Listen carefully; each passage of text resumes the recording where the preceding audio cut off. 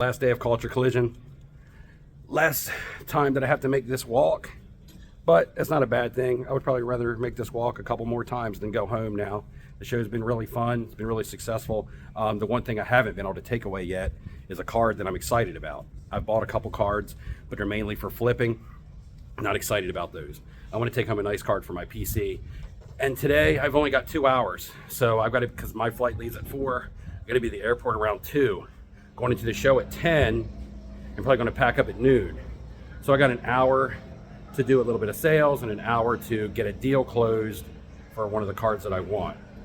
It may or may not happen. Either way, I won't be let down because the trip has been a success. It has been fun. The one thing I'm going to miss is definitely the interactions with my friends. That's always the highlight of these shows. However, if we did do this every weekend, it wouldn't feel that special.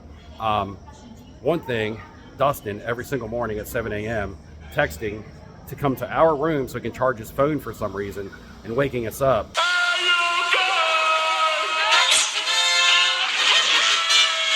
Definitely one thing I'm not going to miss. They still have the Jurassic Adventure thingy over here that I haven't had time to check out. There's a lot of people looking at that thing yesterday. You can buy tickets and go in.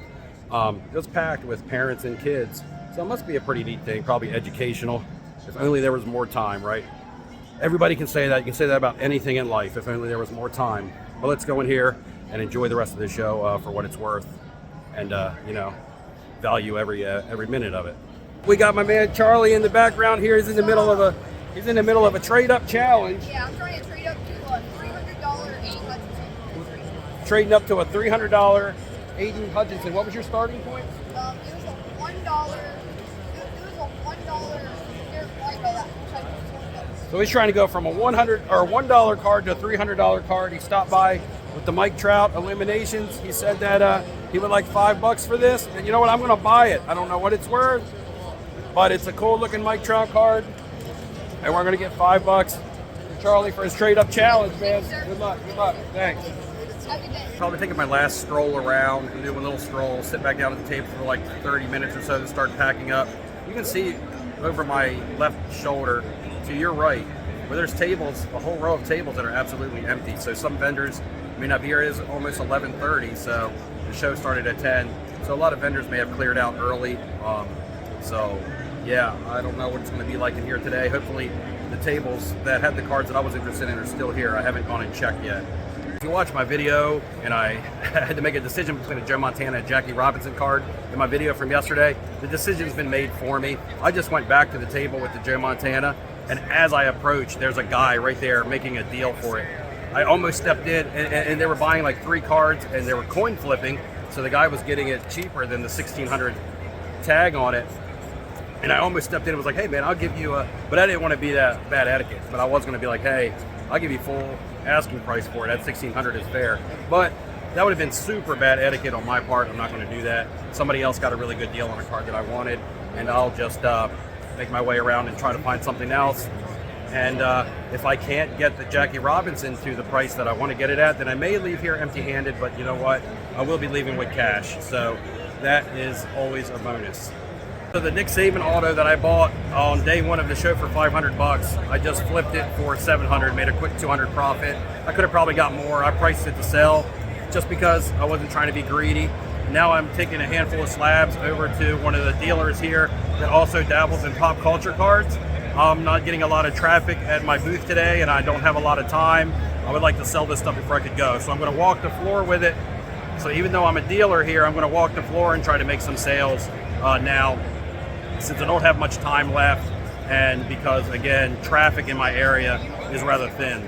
That was a success, guys, a success. Walked the floor a little bit, $1,000 more in my pocket off of that handful of slabs that I took to sell. Another vendor who is very sports heavy and also very popular in the social media and the community, starting to dabble into the pop culture cards. So that was pretty cool, made a deal with them. Another $1,000 in my pocket towards a card that hopefully I can land before I leave. I just sold the Larry Bird laundry tag auto that I've had in my PC for like 3 years. It's gone. Now I gotta go get myself a card so I can feel complete again. Got the money here. Sold it for $1,700. Now, to be fully transparent, I bought that card for $2,300. So over a 3-year time period, I lost $500. But the way I viewed it was, I did get $500 worth of enjoyment out of having it in my PC. So again, sometimes you got to value, the enjoyment you got out of the card, and now I'm going to take that money and try to turn it into something else that I continue to enjoy for the next couple of years. When I sell a PC card, I feel like I got to get another PC card because my PC is small. I keep it very condensed. So I have like 20 minutes to hunt a card and make another deal before I get up out of here. Out here wrapping up Culture Collision, waiting for our Uber to take us to the airport. Got to get back. Got to be at the airport by 4, or my flight leaves at 4. I missed my flight last time in Atlanta, by the way, so I'm being extra cautious this time. Stay tuned to the end of the video. I tried to make a deal before the end of the show. Things weren't necessarily working the way that I thought they were going to go. I was running out of time really quickly. Sold to Larry Bird, which took up most of my time, my last 30 minutes or so, because that was a tough negotiation going back and forth. Put some more cash in my pocket and wandered over to try to make a deal for myself to get myself a card to come home with. If you care what happened, stay tuned to the end. Walking through the Baltimore airport, just landed safely at home. Atlanta airport was a breeze. A little bit of a line, but they didn't check my case and they didn't make me take Das Boot off. So, no hiccups, got through there in Baltimore. Actually got to watch the Chiefs-Ravens game on the flight. It is halfway through the fourth quarter and the Chiefs are winning. So I want to get out of Baltimore as fast as I can. But who knows how that's going to end.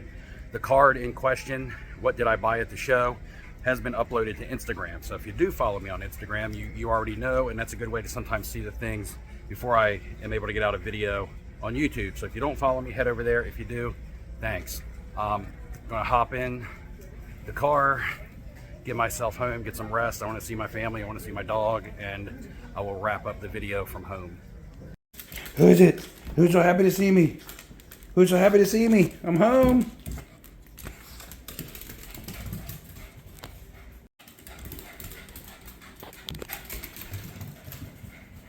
Back to wrap up Atlanta. I'm home. Couldn't finish this video last night. When I got home, the family cat passed away. So a little somber ending to the weekend, but the show itself was awesome and positive as an overall vibe. I had a great time. Just ended on a little bit of a sour note as far as the weekend goes. Now, let's go ahead and wrap this up. It was crowded on Friday. It was crowded on Saturday. It wasn't very crowded on Sunday. The crowd was very diverse. Very, very diverse, male, female, all ages. So it wasn't just, dominated by men, like 95%, like most card shows. This one was actually like 70-30, 75-25. I don't know if it was female interested in the hobby or if it was just, girlfriends, moms, wives. I'm not really sure. Pricing at the show was all over the place. I mean, there were deals to be had. There was fairly priced cards and there was overpriced cards.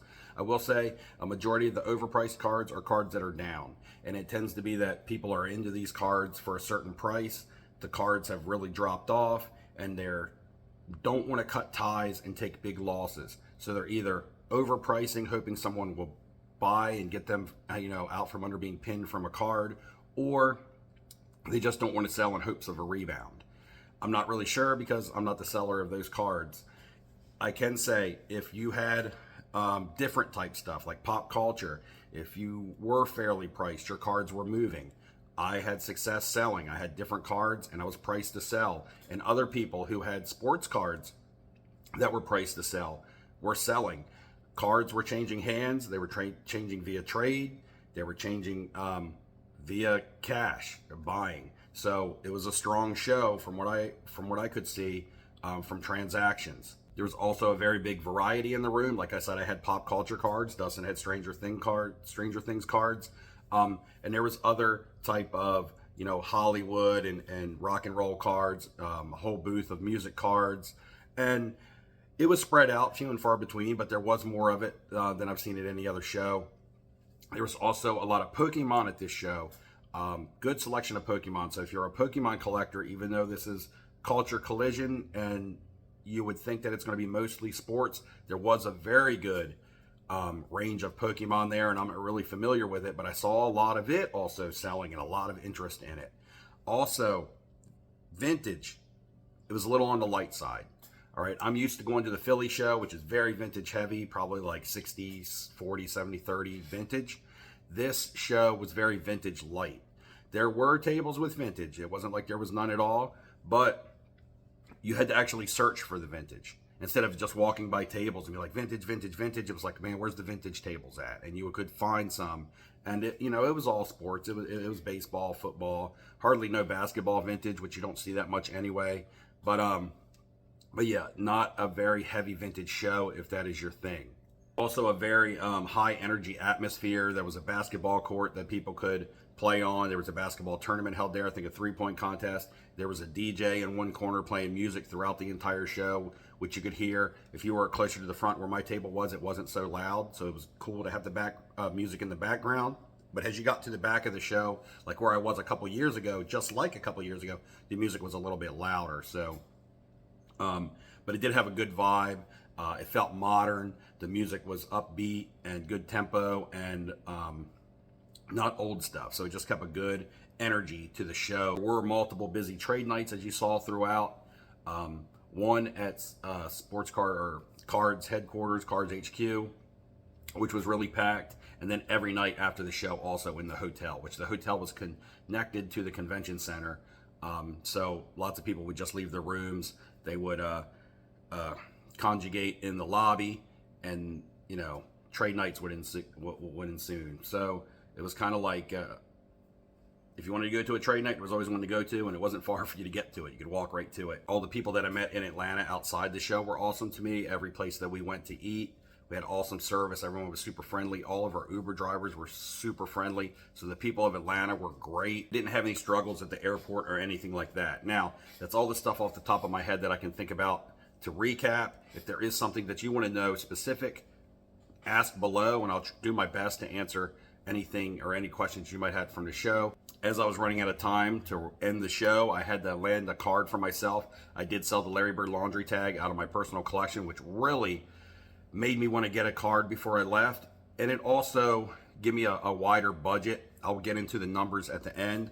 But if you watch my last video, I was trying to make a decision between the Joe Montana or the Jackie Robinson. I went earlier in the show to check out the Joe Montana. It had been sold. And I wasn't bummed about it. So the thing was, going in that morning, I said to Michael Ham, I said, the Joe Montana is not a card that really excites me. I'm not really excited about it. It's on a list of cards that I want, but it's not a card that I'm like, I need to get it. It's not a card that's going to like make me feel excited. It's just a card that I kind of want because I remember it from my childhood. And it is a nice card to have, don't get me wrong. But that was kind of the feeling that I had. So that almost was making me lean towards the Jackie Robinson anyway. When I went over and saw that the Joe Montana had been sold, I realized that it was just meant to be, or it wasn't meant to be for me to get that. I believe in everything happens for a reason. So when that card got sold, I was like, well, I mean, that makes it easy. I don't have to, think about getting that card now. It's not the one that I was gravitating the most to. It's not the one that I really felt in my heart that I wanted. The only reason I wanted that is because I didn't think I would ever see it again at that price. So if I ever do, or when I do go to get that card, I'm probably gonna have to pay a little bit more for it. But I only steered towards that card because of the money, not because I was actually gonna be excited and feel good about getting it and putting it in my collection. This brings me to the Jackie Robinson card. I go down, the Jackie Robinson is priced at $2,600. I wanted to be closer to $2,000. I wanted to be at $2,100, $2,200 even, which I mentioned in my last video. The day before, I had just walked by the showcase and made a shot in the dark to the guy. I said, I have to ask, but what are the odds, or what are the chances of you getting close to $1,800 on that Jackie? I realized that was a low offer. I knew he wasn't going to be like, yeah, let's make a deal at $2,000 or 18 or something like that. I just wanted to put out a feeler, and he said, I'm not even going to be able to get close to that. He didn't even fire a number back. I left that day, but I had thrown, my bait out, my feeler out, and knew when I went back the next day, kind of like where I was going to have to start. So I walk up to the table and I'm like, hey, can you do $2,200 for the Jackie? Marked at 26. And I knew I was coming in strong, but I had just made a bunch of sales earlier in the morning, like over $3,000 in sales. And I'm like, can you be at 22? And he was like, I really can't be below 24. He was like, I just can't be below 24. It's too good of a card. It is a PSA 1, but it's got great centering. And he was correct. It had very good eye appeal for the grade. And he was like, I just can't be below 24. And I'm like, but I got all cash loss, but this was a bigger dealer. It didn't really matter. And then I was like, 23. I just fired 23 out there. He hesitated for a couple seconds, maybe 10 seconds. He contemplated over it. And then we shook hands on the deal. So I did come away with a 1949 Bowman, Jackie Robinson, and a PSA 1, which looks very clean. And I have zero regrets. In fact, the more and more I look at the card, the more and more I am happy about getting it. You know, when you first give a large amount of money for a card and you walk away with it, maybe sometimes you can second guess yourself and be like, could I have used that money better for something else?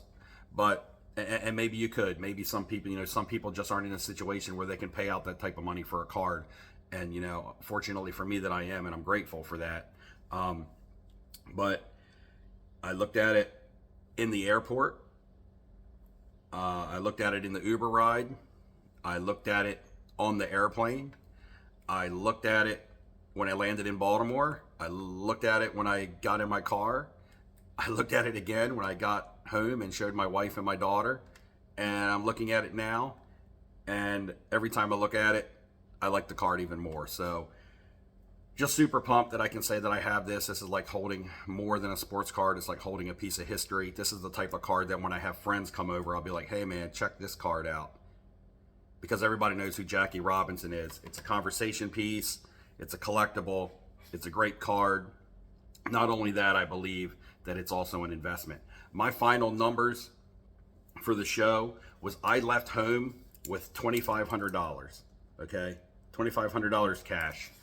I came home, and when I came home and counted my money, I had, let's see, I had a little bit over $7,000 in cash when I came home, and a couple cards. The main card being this one. So you do the math. I left for the show with a case full of cards. I came home with about a half a case full of cards. I left home with $2,500 in cash. I came home with $7,000 in cash and a couple additional cards. This one being the main card, the meat and the potatoes of the trip, a Kyler Murray card, another quarterback card, a little bit low end, a couple $100 on those cards there. So great trip, worth going to Atlanta. And mind you, I took out all my expenses from this. I'm not going to get into, was it all profit? Because no, I came home with all that money. I was into cards for money. Did I win on some cards? Yes. Did I lose on some cards? Yes. But at the end, I won because it was a great experience. I came home with more than I left with, and I got a card for the PC. That's win-win-win, and I'll take that from any weekend at a show. All right, guys, thanks for watching the video. Like and subscribe on your way out. Going to have some videos coming up with the young quarterbacks that I'm chasing down and things like that. Thanks for watching the video. I'll see you guys in the next one.